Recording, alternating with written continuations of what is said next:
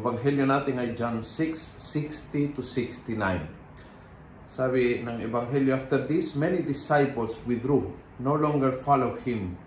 Jesus asked the 12, will you also go away? Peter answered him, Lord, to whom shall we go?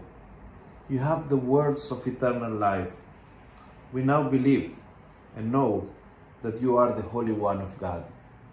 Umabot ng punto ng matinding crisis sa buhay ng mga sumusunod kay Jesus dahil hindi nila nauunawaan ang sinasabi niya, dahil naramdaman nila na hindi nila kaya yung hinihingi ng Panginoon mula sa kanila, dahil hindi naging malinaw yung tatahakin nila. Saan tutungong ito? Ano ba mangyayari?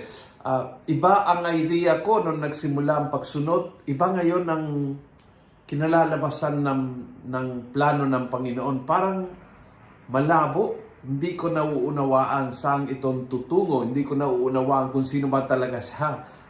So, they were into a crisis at marami sa kanila gumawa ng isang malaking mistake sa panahon ng crisis. Nagpasya, nagdesisyon, kaya umalis, bumitaw.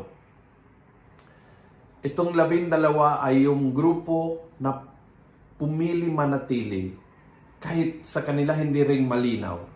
But yung malinaw sa kanila ng Panginoon ay talagang siya ang may kakaibang salita. Mga salita na nagbibigay ng buhay.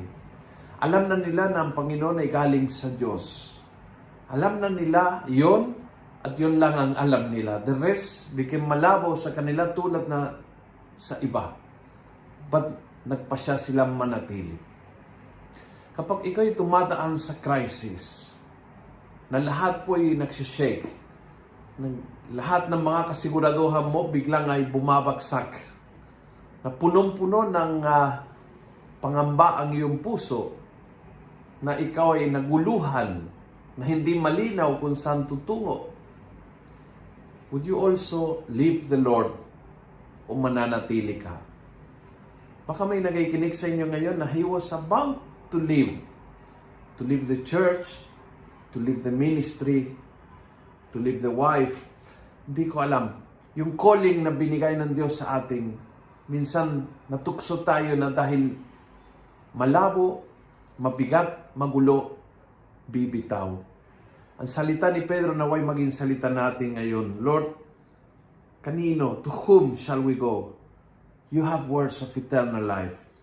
We know, we believe that you are the Holy One of God. Kung nagustuhan mo ang video ito, pass it on. Punuin natin ang good news ang social media at gawin natin viral araw-araw ang salita ng Diyos. God bless.